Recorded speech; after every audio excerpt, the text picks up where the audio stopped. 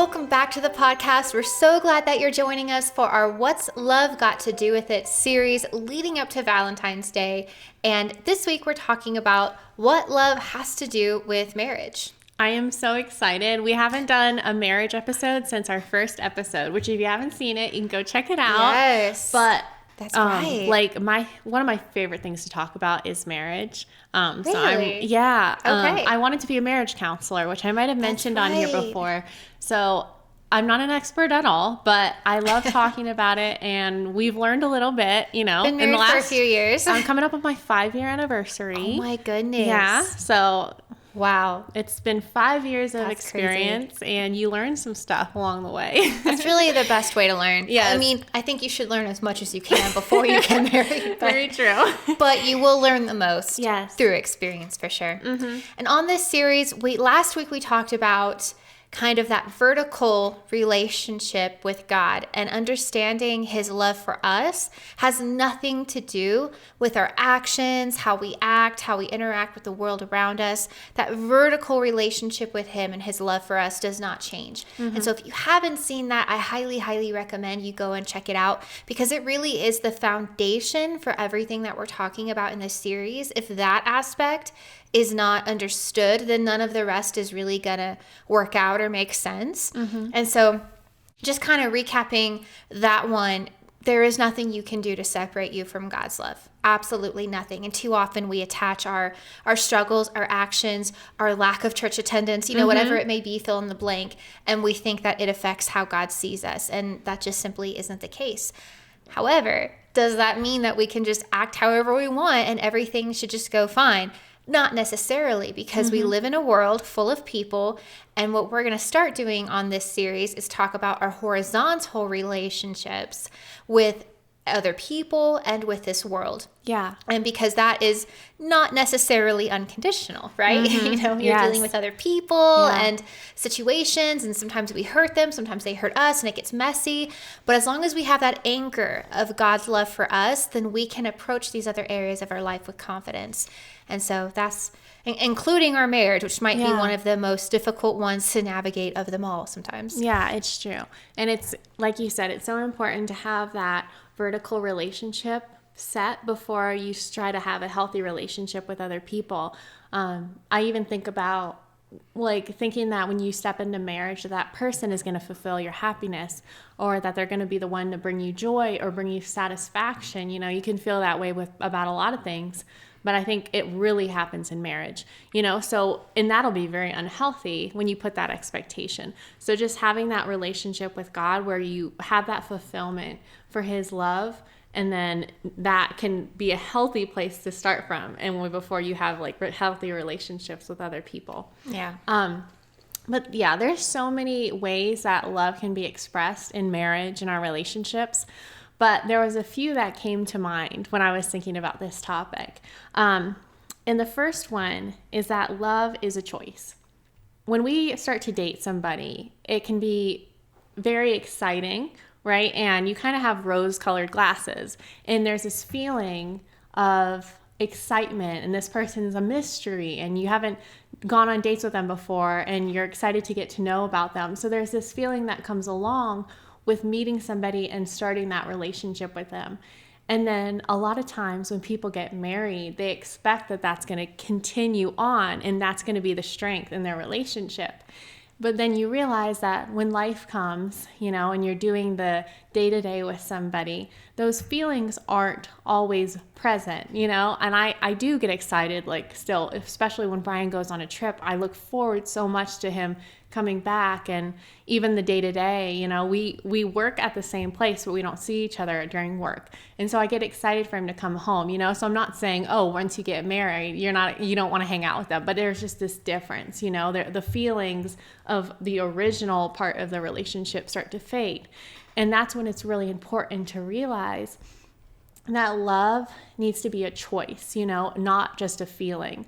And I had a high school teacher, and he was also a marriage counselor, and he really emphasized that whenever him and his wife would be in a weird place, they had a fight before bed, one thing they would always make sure to do before they went to bed was to tell each other that they loved each other, you know? So just having that as a root and knowing that, okay, despite my frustration, despite the fact that, you know, this is not super an exciting day, like just knowing that loving somebody is a choice. We realize this in other relationships and in other aspects of life, right? That, you know, loving something is not always a feeling. And I think about if you have a new job and it's not just a job, but a job that you're really excited about, you know, like my dream job would be interior decorating. And if I ever got a job like that, I would be so excited in the beginning and I would still love it and I would still appreciate the fact that I get to do that.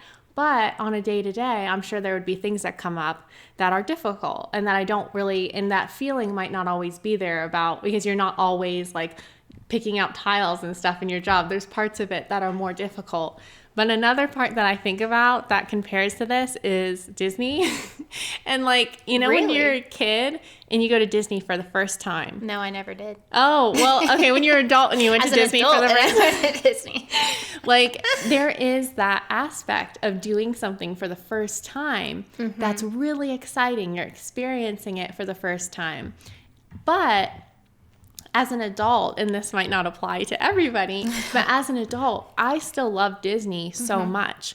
And it's different now, but it's almost better because instead of being a child that's really excited and seeing stuff for the first time, now I have this appreciation and there's all these memories that are tied into these events. So it's like I am still have an emotional reaction when I get to go on certain rides and I see things because there's like that depth there, right? Feels like you have a personal history with it. Like it's a part of you now. Yeah. So the whole thing about meeting someone for the first time, the same way that you feel in the beginning won't always be how you feel going into it years of being in marriage, but it develops and it actually becomes stronger, right? It's just like you do have to make the choice to love and, you know, Yeah, absolutely. And I mean, not only does the emotion kind of fade, you know, and it can come and you can have it, but again, it's not that first, you know, honeymoon feeling.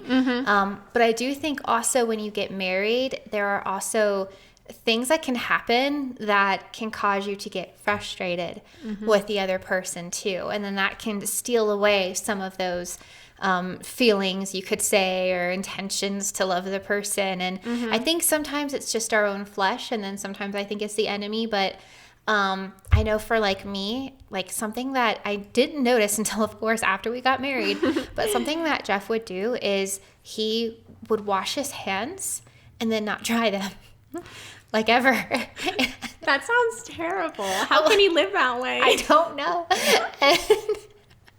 And so I remember it bothered me so much. And like I would mention it and, you know, he would kind of do it and then he'd forget. And like it was really bothering me. And of course, I'm sure there were like a few other things, but for some reason that's the one that like sticks in my mind. And I remember I was just getting so like frustrated at stuff and, you know, not a lot, but just kind of getting frustrated. And I remember God kind of had to tell me one time, he's like, you know, I love him just the way he is. So I'd really like for you to as well. And that's kind of when it hit me. And I'm like, oh man, what am I doing? Like I'm acting like his mom or something like that. I mean, that's such a weird thing to like follow someone around and like critique everything about them. Why are you doing that? Why are you doing that? Can you know, do this, don't do that. And it's like, why would I actually do that? It doesn't make any sense. And so I just decided, you know, like I'm not going to even think about these things anymore. And that's why that's the only one I can remember, because I don't actually remember any of the other things. But it's like there are so many opportunities to start seeing the things that maybe even you once thought were cute and start seeing them as annoyances and start getting annoyed by them. Because when you live close to someone, I mean, you're going to get annoyed, right? Like you live with roommates, you eventually find reasons to be annoyed at your roommates, right? And you get married, you're going to find reasons to get annoyed at your husband. And I've really just kind of learned to kind of like shift my perspective to like, why would I follow him around and just try to critique everything about him? You know, it's like, you don't do that to a friend, you know, and you don't feel like you can truly be yourself around someone that's doing that to you all the time. And so I think one way that you can really show love in your marriage, and by making it a choice to do it in your marriage is to just give the other person the freedom to be themselves and to not feel like their growth is your responsibility, because it's not. So good. That's so good. And honestly, it kind of just makes me think of Disney again. I'm like, so Disney, just everything is about Disney, right? But it kind of does. It's like, because you said that the longer you are with somebody or the longer you know them, it's easier to find the flaws. Yes. And it's like, as I think about it with Disney, it's because when you start going as an adult and you're going more often, it's like you get annoyed by things that you wouldn't have gotten annoyed with in the past because you were just so excited to be there. Yeah. But the longer you're there, it's like, oh, like, why don't they have this food? And like, why are the crowds and everything, which are valid points. The crowds are a valid complaint. Crowds but are yeah, intense. like the longer, it's something to watch for. Like the longer you're with somebody and the more comfortable you get around them, it is easier to find the things that annoy you in them. Mm-hmm. But I am very curious about Jeff's not drying his hands off. Did we ever figure out what that was? I think he dries his hands now. Did we ever get to the bottom of this, though? His hands are very clean. But yeah, honestly, just... See, that's like miserable to me. Like I need my hands dry. It's like right when I wash them. So I don't know. It's a mystery. I don't know. But I can honestly tell you, I don't even know, because I don't look at it. I don't even think about it. Yeah. And I think God really wants us to bring us to that place. Now, I will say that if, at the end of the day, we are best friends, and I know we'll probably get to this, but if there's something that I feel like I need to say to him, as a friend, if I see the enemy trying to come in, or if I see him acting in a way that I know is not him, we're supposed to be each other's best friends. We're supposed to look out for each other. For sure. And so that doesn't mean that there's not a time when you need to say something in private, of course, and kind of come alongside and be their friend. And that's really important. But Absolutely. That doesn't mean that we nitpick every little thing and allow those, or maybe we don't even nitpick. Maybe we just think about it and we just get annoyed and annoyed. And it festers. And then they do one thing and we're like, blah, blah, blah. And then they're like, what the heck is going on? Just standing there with wet hands, like, what did I do? What did I do? But yeah, anyway, so yeah, that's really good. That's really good. So the next point that came into my mind is that love is sacrifice. That is another thing that love looks like in a marriage. And I think about the verse, and Jesus tells husbands to lay down their life for their wife the way that he laid down his life for the church, and there's a way that wives can do that as well. But I don't really have a super spiritual point in this, but I was just thinking about the day-to-day, making sacrifices for your spouse or someone you're dating or your friend. A lot of these points can apply to other relationships in your life for the most part. Maybe not the last point, but just making sacrifices for people in your life. I think of when I was single, I would just watch whatever I wanted to watch. It's like you're like, oh, what do I feel like? What am I in the mood for? Or when you're trying to pick out food, it's like, what am I in the mood for, right? But when you're married, you have to think about the other person, and the other person should, of course, be doing that same thing for you. But there is an element of sacrifice in marriage, and it's not always the big things like laying down your life for them, but it can be in those little things of, I don't really feel like cleaning this up right now, but I know that they would appreciate it, so I'm going to do that, Absolutely. And yeah, it's like that concept of sacrifice doesn't sound all that great, but yeah. I mean, I think this is the time when we really need to ask ourselves, what's the point of my marriage, right? Mm-hmm. Why did I get married? Was it just to fulfill my needs and to make myself feel special and loved? Because it's going to be a really difficult marriage if that's the case. But sometimes when it's difficult, or we're having to sacrifice, we're having to do things, it's important to think back on what is the whole point of my marriage? Yes, you should be married to someone who loves you and treats you well and, provides for you. And those are all really important things. That's why it's important who you marry. Yes. But even when you marry the person that God wants you to marry, and they're an incredible person, there's going to be times when it's going to be discouraging. And I think just kind of thinking back to that, kind of why am I having to sacrifice so much? Well, what's the point of my marriage? The point is to serve the other person truly. And again, going back to last week's episode, if we truly understand how much God loves us, and when we're full of that and grounded in that, it's going to be so easy for that love to overflow and go into the other person, for us to serve. We're going to look for ways to serve and to sacrifice for the other person. And, you mentioned how God has kind of charged the men to lay down their life for their wife, like Christ did for the church. That's a very lofty thing to expect out of someone. Like, that's huge. And what he asks of us in return is to respect our husbands.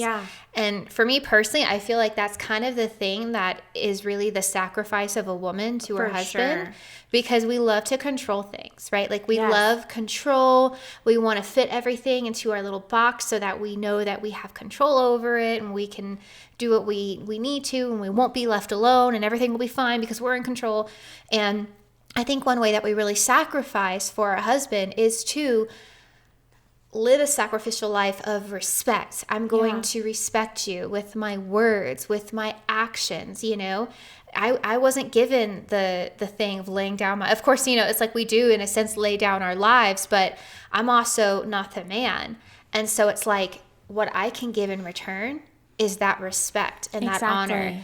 And that's something that can feel very sacrificial, but it's something that speaks so much to men. Like, they feel so loved when they're respected. And I think that's one of the greatest ways that we can show love to our husbands. Yeah. And it's funny because that's something that people talk about as a negative in Christianity, right? They're like, oh, wives having to respect their husband, but then submit. Submit. But dirty it's like, word. Did we see the other part? Like, men are told to literally lay down their life if need be, in a certain sense for their wife. That is a huge sacrifice. And when we focus on both of those together, and we realize that, like, laying down your life for your wife is, if that is being done, then you submitting to your husband is not going to seem like a nasty concept or a dirty concept, right? If your husband is loving you in the way that Jesus has commissioned him to, then you showing respect to your husband is going to come naturally. What happens when he's not loving you the way that he should? We'll talk about that in another episode when I'm prepared.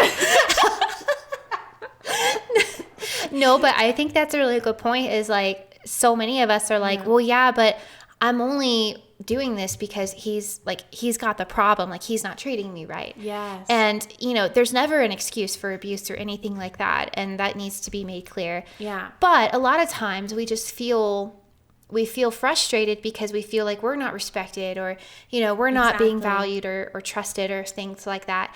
And I think that's when we really need to lean into our relationship with God. Because again, at the end of the day, I respect Jeff because I love him. And because, he is a man worthy of respect, like he truly is. But at the end of the day, I also do it, or attempt, should say, to do it because I love God. Exactly. And that's my way of also loving God, because this is the husband he gave me. This is the marriage that I'm called to steward. I'm only the wife to one person, right?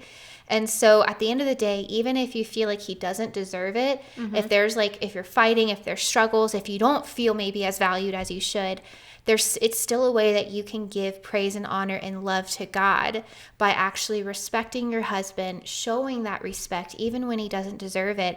And just like it says in the word, love never fails. Yeah. And that love can be what can break through some of the hardness of heart that they may be dealing with. Yeah, for sure. Like, to your question, husbands are never going to always love their wives. Just like we're never going to love them.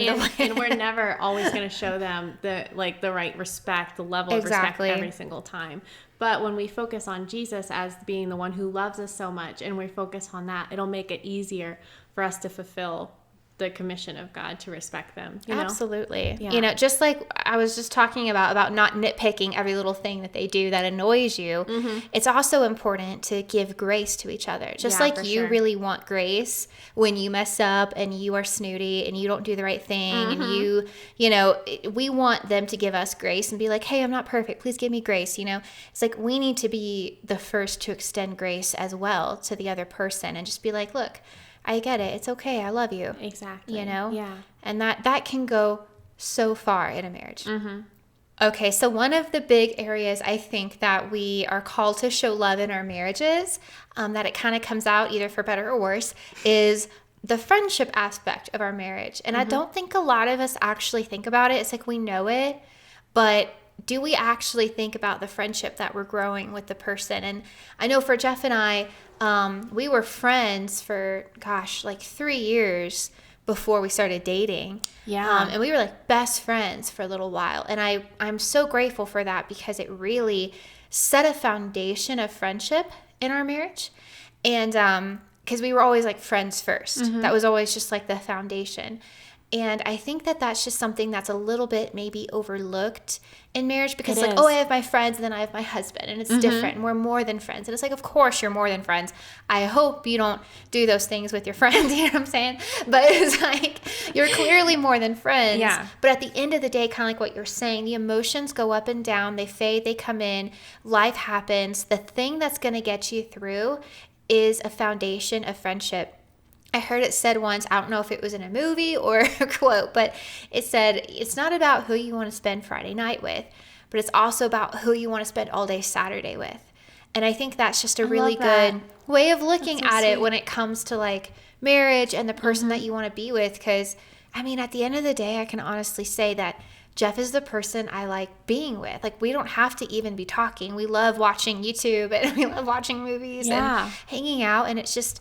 he's just the person I want to be with, you know? And I think, you really need that if you're going to be married to someone for the rest of your life. Absolutely. Like you said, it definitely is overlooked.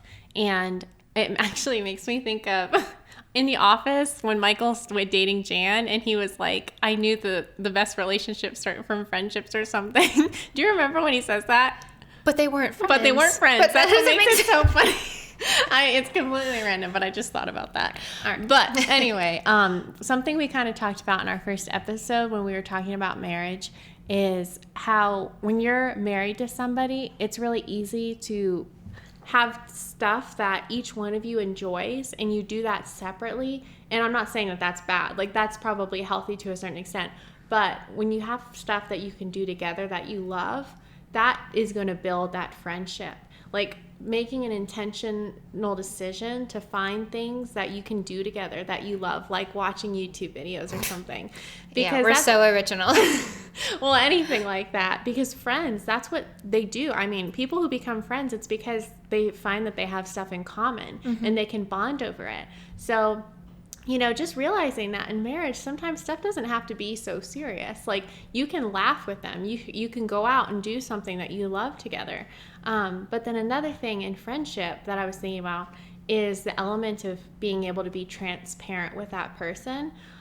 Because if you're friends with somebody and you're never able to be yourself with them, you're never able to talk about your fears or what you love or, your shortcomings, you're not going to have much of that relationship there. It's not going to have roots, So another element is just being able to be transparent with your spouse and talk about things that are difficult, but talk about, be able to joke with them, be able to be goofy with them. And I think that's really a great thing as like you and Jeff starting out as friends is because you were probably very real with each other before you started dating. Like, you knew about him, you knew his goofy sides, his shortcomings, whatever, and he knew the same about you. And it's like when you started dating, you already had so much of that friendship there. Can I say that is what made it really scary to date him, is that when I dated other guys and it didn't work out, it was kind of like, okay, well, they didn't really get to know the real me, right? Because we were just dating and it was just beginning. But when Jeff wanted to date me, it was terrifying because he knew the real me, in a way that none of the other guys did. And so if we started dating and then it didn't work out, I would have felt like the real me, who I was being rejected. And that was really, really scary because I don't feel like that was ever on the table before in my past relationships. Yeah. And so it was really terrifying. But I will say that if you can't get to that point with someone, if you can't truly be yourself and expose those parts of your heart to that person, then you're never truly going to have a friendship with them, because like you said, it's transparency. Exactly. You have to be transparent with the other person, or there won't be a friendship, and then there's not going to be much to get you through the years. Exactly. Or the other element that you mentioned of just being able to sit and hang out with them. Like, you should be able to actually enjoy just the company of your spouse, you know, and appreciate that, and just being able to sit and hang out together. Like, that's a beautiful element of marriage, is having a friend that you can be yourself with. You can spend the Saturday with and the Friday night, you know? Yeah. Yeah, both preferably. But yeah, even doing things that the other person loves. I know you already talked about that, but kind of finding ways to do things that they love so that you can kind of be a part of that as well. And then inviting them into the parts of your heart and your life that you like. Because sometimes it's easy to kind of want to be like, oh, well, I want to be a part of this part of your life, so I'm going to jump in and stuff. But it's actually kind of harder to maybe let them into some of the parts of your life that you're like, whoa, wait a second, I have this figured out, and I like it this way, and I like to do that. And so kind of also the flip side of that is being open to them kind of coming into these parts of your life. Because if you keep them out, then that's just another way that the enemy can use to bring division. And like you said, it doesn't mean that there aren't things that you do love. Like, I have lots of shows that I love that I don't watch with Jeff, and I don't intend to, because they're just not his taste. It's not his taste. I like them, and I like watching them, and I don't need him to be a part of that. But then there are other areas in my life that I welcome him in, like this podcast. I mean, he helps out a lot on this podcast and stuff. And a part of me gets nervous about that sometimes, because I'm like, well, what if what I'm doing is wrong, or what if it's embarrassing, and all these things. But it's like, no, when we do it together, it makes it so much more of a bonding experience. And now, instead of it being like, oh, the thing that Jessica does, it's like, it is still my thing. He's clearly not, sitting right here, but he's still a part of it. And it's a way that we support and encourage each other in our dreams and in the things that we're passionate about. There isn't anything that's, dark and under the bed and, a secret from each other. It's just, we support each other, and we're there for each other. Yeah, when you mentioned the stuff that you watch that he's not into, that is a big element for me and Brian too, because we all have very different tastes. But the point in me saying that is that the movies that I like rom-coms and stuff like that, so kind of, just silly. Like, I like comedy stuff. I like stuff that's not super serious and dark. I used to be embarrassed. Like, Brian would come downstairs during a movie he's never seen, and I would pause it. And I'd be like, I don't want you to watch this. And it seems kind of silly, but I realized that shouldn't be that way, right? Like, I shouldn't be embarrassed to like what I like around Brian. And I think that's something that grows as you're married. It's like, Brian's like, you like that stuff. I still love you. Like, yeah, I think it's silly. And it's like stuff that he does. We should be able to be, again, transparent with that person about stuff that we like and we don't like, because like that embarrassment is like you're trying to hide aspects of yourself, which is not going to grow the relationship, even as shallow as like the movies you like, Oh, absolutely. And I mean, I think we need to be transparent and be honest with each other and not pretend. But I also I've been around people where I've said that like a song comes on and I'm like, oh, I love this song, and the person's like, oh, I can't listen to it. It's just, I don't know how people can listen to it. I'm like, okay. Yeah, maybe don't put each other's stuff I'm done down. sharing my heart with you right now. Yeah. And, so it's like also kind of, sometimes I get a little too comfortable with Jeff. And it's easy to kind of, like, they share something that they love with you, and then you're like, oh, man, I just, hate when they do this, or I hate this, and I hate that about it. And then they're over there like, okay. That's just teaching them to, okay, next time I'm not going to talk about this with them. And exactly. Be transparent. And I mean, that's a good rule of thumb for, everyone, Like, I do try to do that more, because it's hardest with the people that you're closest to, because your guard comes down, and you just feel so normal with them, and you feel like you can say anything, and then you realize, maybe I shouldn't have said that, And so it's like kind of building that friendship where you are open and transparent, but then also kind of trying to think through like, okay, I also want to be kind and I want to encourage them and I want to build a healthy friendship and like I don't want them to do this to me and kind of a thing, and just kind of being supportive of the other person. Yeah, for sure. Thank you so much for tuning in. If you enjoyed this episode, then be sure and like it and subscribe to the podcast for part 2 of How to Show Love in Marriage, which is coming at you next week. And make sure to check us out on Instagram and Facebook if you haven't, and we'll see you next week.